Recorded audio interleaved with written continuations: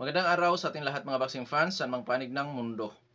Ang labanan o bakbakan na ating tatalakayin ngayon, ito po ay sa pagitan ni Marlon Tapales kontra Fernando Turo, na kung saan ang kanilang fight schedule po ay sa October 29, 2025 nagaganapin sa Araneta Coliseum, Barangay Cubao, Quezon City, Philippines. 10th round of professional boxing. Dito po sa Super Bantamweight Division. Sa labanan na ito, tayo po maghahayag ng sarili nating fight prediction, comparison at analysis na kung saan po lamang sa ating gagawing comparison. Detalyado na inyong malalaman kung saan niya ba naging yamado, saan naging dihado itong mga maglalaban. Inanyayahan ko rin po kayo na panoorin ang buong video bilang karagdagang kaalaman para sa atin po na mga boxing fans. At syempre marami rin po kayo makukuha ng mga basihan na posible makapagbibigay influensya sa inyo, lalo na pagdating po sa inyong desisyon kung sino ang inyong papaboran. Bagamat anong sports PH ay naghahig po ng prediksyon, nasa inyo pa rin po ang huling desisyon.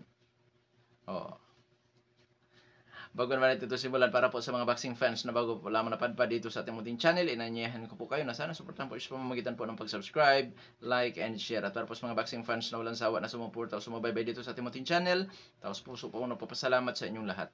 Wala po anong sports PH kung wala rin po kayo, mga idols. Kaya naman po, simulan na natin ang ating talakayan. Alamin muna natin ang mga background dito sa magkabilang panig dahil yan po ang ating gagamitin referensya mamaya sa ating gagawin naman comparison. Unahin tayo sa panig itong taga Venezuela na si Fernando Turo. Bilang isang professional boxer, may presibo kartada si Fernando Turo. 11 wins with 9 wins coming by way of knockout, may 2 talo, ngunit wala pa nitalang tabla. Sa kanyang 2 talo, isang beses nakatikim ito ng technical knockout. Sa ngayon may edad ito na 29 anyos. Wala sa record ang kanyang height, ang kanyang reach. Pwede mas matangkad ito ng konti kay Tapales or pwede ring mas pandak ito kay Tapales, mga idol.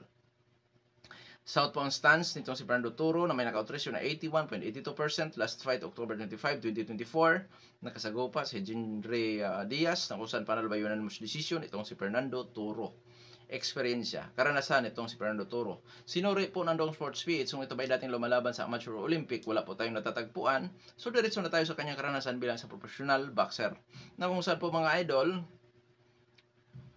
nakasagupan niya si Juan Roca Mesa. Diyan siya nakatikim po ng talo by technical knockout sa loob ng 3rd round. Na kung saan ito namang si Juan Roca Mesa, mga idol, nakarank 53 sa Super Bantamweight Division ayon sa BoxRec. Nakasagawa din ni Fernando Turo itong si William Flores, na kung saan dyan nakatikim din ng talo by unanimous decision itong si Fernando Turo. Sa panig naman ni Marlon Tapales po, bilang sa professional boxer, may impresibong kartada si Tapales, 40 wins with 21 wins coming by way of knockout, may 4 na talo, ngunit wala pa nitalang tabla. Sa kanyang 4 na talo, 3 beses nakatikim ito ng knockout, technical knockout, may edad na 33 anyos, height 5 foot and 4 inches. South po ang stance na may knockout ratio na 52.50%. Last fight, April 27, 2025, nakasagupa si Junjun Jet. Panalo by 3rd round referee technical decision itong si Marlon Tapales. Eksperyensya nitong si Marlon Tapales, dating 2 division world champion. Nag-world champion sa Bantamweight Division, nag-unified world champion sa Super Bantamweight Division matapos siyang talunin ang dating Olympian na si Murzon Akhmadaliev. So, dagdag na rin natin mga nakasagupa ni Marlon Tapales dito po sa Super Bantamweight Division. Siyempre, Naoya Inoue, Murzon Akhmadaliev, hindi po talaga yan mga basta-basta. Skills ni Marlon Tapales, boxer puncher din, mga idols. Pressure, defensive, willing din sa brulan, tututo na suntukan, counter. Sa defensive, back pedal, moving around, mayroon itong si Tapales. Timing sa pagbato ng suntok, heavy-handed ito, masipag, makamay. Sa durability, marunong ma-knockout, at marunong din matalo sa pamamagitan po ng puntusan. Ang kagandahan lang, matindi ang determinasyon nitong si Marlon Tapales kasi i-knockout mo ngayon, mag-comeback fight yan, mananalo at mananalo pa rin. Yun po ang kagandahan sa mga boksingero na yung bang matindi ang determinasyon. So hindi na tayo sa ating comparison. Parang inulit ko lang din po yun, mga idol. Pero ano lang ang comparison, yung siksik ba? Unahin natin sa dako na pagdadawsan sa laban. Pilipinas, advantage yan kay Marlon Tapales.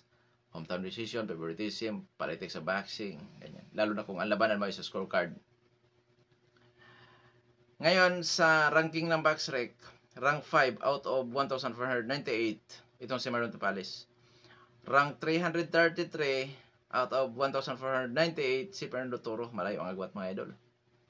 Ngayon sa ano naman tayo, sa ranking ng boxing scene, na kung saan dyan po nakatala ang rank 1 to 15 sa 4 major title belts.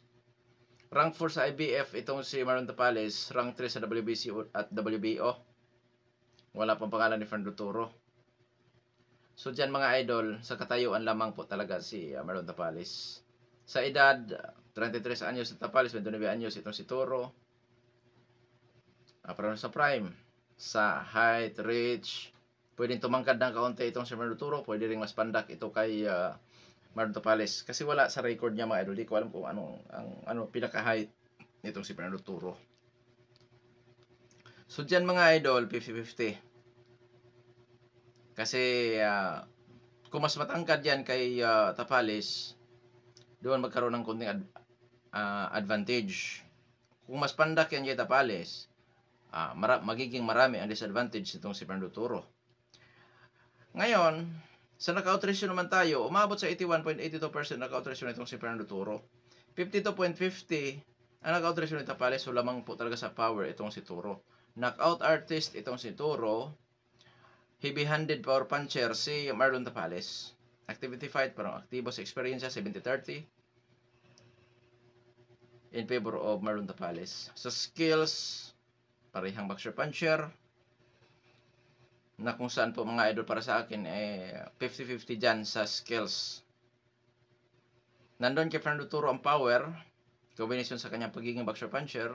Nandun naman kay Tapales ang experience, hindi na bago para kay Maron Tapales ang mapapalaban sa ganito kalakas, ganitong kataas ang knockout ratio. Dahil nga kay Naoya Inoue, ilan bang knockout ratio nila Naoya Inoue. Kaya mga idol, yung experience sa Tapales talaga, hindi na bago para kay Tapales ang mapapalaban sa ganito kalakas, ganito kataas ang knockout ratio. So dito mga idol, 60-40. Gusto ko sanang i-70-30 pero parang masyado na nating minamata o minamaliit itong si Fernando Toro. So dyan mga idol, 60-40 in favor of Marlon Tapales. Oo. 60-40 in favor of Marlon Tapales. Marami pong kalamangan si Tapales dito. Samantala si Fernando Toro, yung power lang po talaga. Doon lang po talaga siya lamang sa knockout ratio. Prediction natin dyan sa laban. Prediction ko po dyan, Marlon Tapales by technical knockout 1-7. Kung di rin magawa ni Tapales ang pag-knockout dyan, baka kakayanin ni Toro ang lakas o power punches ito si Tapales. Tapales pa rin ako ba yun na decision or split decision, majority decision or sa decision. So sa madaling salita, knockoutan o puntusan, pabor ako kay Marlon Tapales. Ngayon, sa panig naman itong si Fernando Toro, hindi porket dihado to ay walang sansang manalo. Dahil sabi ko nga, this is boxing, anything can happen. Hindi porket yamado ka, piho ka sa iyong panalo. Hindi porket yamado ka or dihado ka, ay tiyak ang iyong pagkatalo. Hindi ganon dito sa boxing. Dahil sa isang suntok lang, kayang bumago, tumapos sa isang labanan po mga idols. So sa panig ni Toro, upset.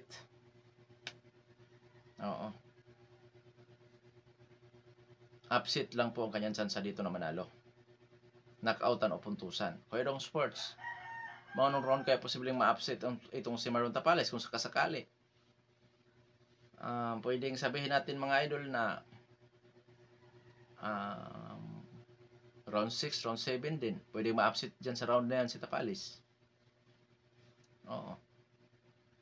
Schedule 10 rounds ito, pwedeng dyan. Pangalawa, kung sa puntusan,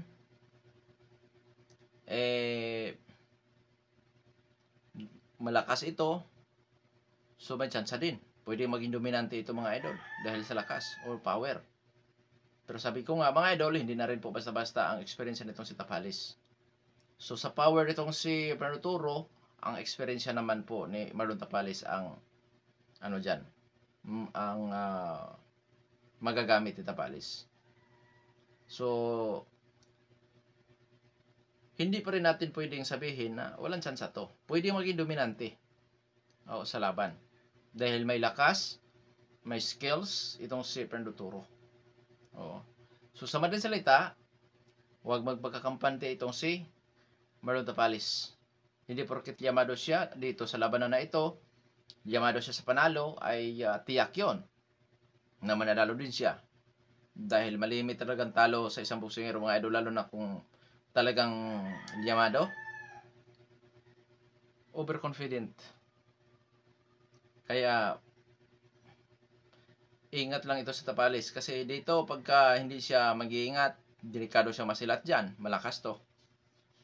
Oo. So upset lang po ang tanging chance ni Fernando Toro, knockoutan o puntusan. Oo. Kaya iba yung pag-iingat para sa ating kababayan na si Marlon Tapales. Hanggang dito na lamang ito po nung Sports PH. God bless po sa ating lahat.